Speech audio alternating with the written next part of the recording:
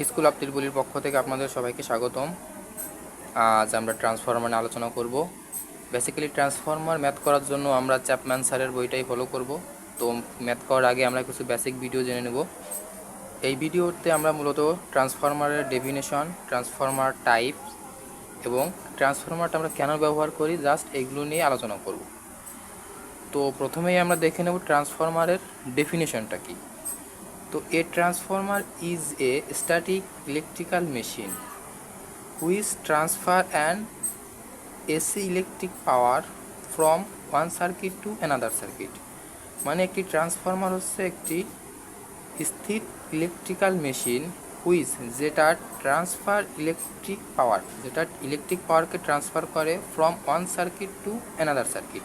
মানে একটা সার্কিট থেকে অন্য একটা সার্কিটে ইলেকট্রিক পাওয়ারটাকে স্থানান্তর করে অ্যাট দ্য কনস্ট্যান্ট ফ্রিকোয়েন্সি, মানে ফ্রিকোয়েন্সির মান অপরিবর্তিত রেখে পাওয়ারটাকে পরিবর্তন করে। But voltage level can altered, that means voltage can be increase or decrease according to requirement. মানে আমরা ট্রান্সফরমারটার সাহায্যে আমরা ফ্রিকোয়েন্সির মান অপরিবর্তিত রেখে ট্রান্সফরমারের পাওয়ারটাকে আমরা এক সার্কিট থেকে অন্য একটা সার্কিটে স্থানান্তর করতে পারি। আবার প্রয়োজনের সাপেক্ষে আমরা এই ট্রান্সফরমারের ভোল্টেজটাকে ইনক্রিজও করতে পারি, ডিক্রিজও করতে পারি অ্যাকর্ডিং টু রিকোয়ারমেন্ট, মানে প্রয়োজন অনুযায়ী। তো ট্রান্সফরমার বিভিন্ন ধরনের হয়ে থাকে। Types of transformer, position of ওয়াইন্ডিংয়ের উপর নির্ভর করে ট্রান্সফরমার হচ্ছে core type, shell type according to the transformation ratio. Transformation রেশিওর উপর ভিত্তি করে ট্রান্সফরমার হচ্ছে স্টেপ আপ এবং অন্যটি হচ্ছে step down. Type of service, কী ধরনের সার্ভিস দিতে পারবে ট্রান্সফরমারটা, সেটার উপর ভিত্তি করে power transformer, instrument transformer and distribution transformer. Instrument transformer আছে তিন প্রকার: সিটি, পিটি এবং auto transformer. The basis of supply, কী সেটার উপর নির্ভর করেছে সিঙ্গেল ফেজ, থ্রি ফেজ। তো আরও কিছু টাইপ আছে যেগুলো আমরা স্ক্রিনশট আকারে দিয়ে দিচ্ছি, আপনারা একটু দেখে নেবেন।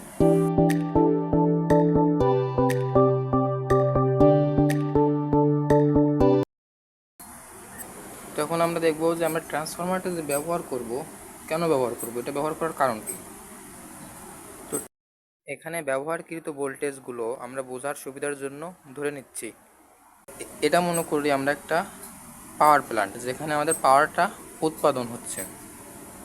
তো এখানে উৎপন্ন হচ্ছে কত, মনে করলাম 11 কেবি অথবা 12 কেবি পাওয়ার জেনারেট করতেছে এই পাওয়ার প্ল্যান্টটা।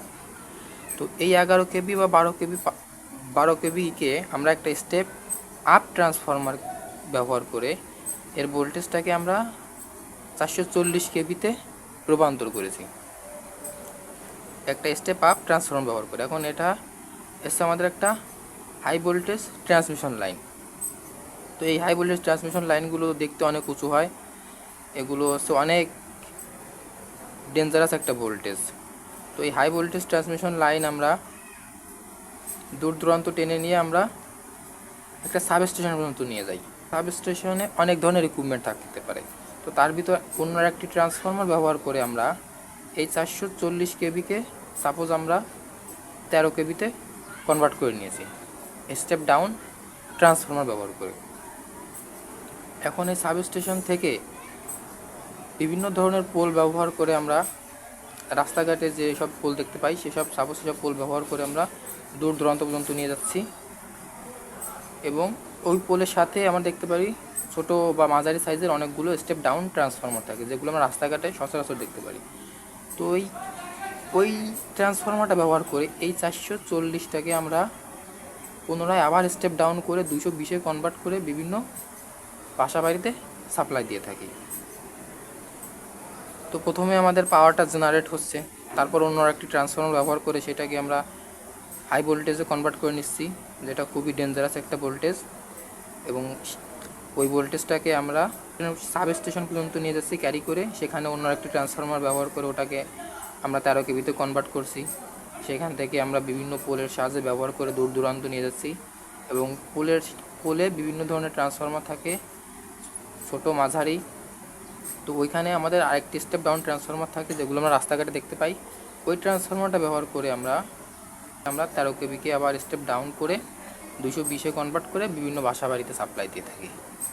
তো এটাই ছিল আজকের ভিডিও। আমাদের ভিডিওটি ভালো লাগলে একটি লাইক দেবেন এবং নতুন নতুন ভিডিও পেতে আমাদের চ্যানেলটি সাবস্ক্রাইব করে রাখবেন। ধন্যবাদ সবাইকে।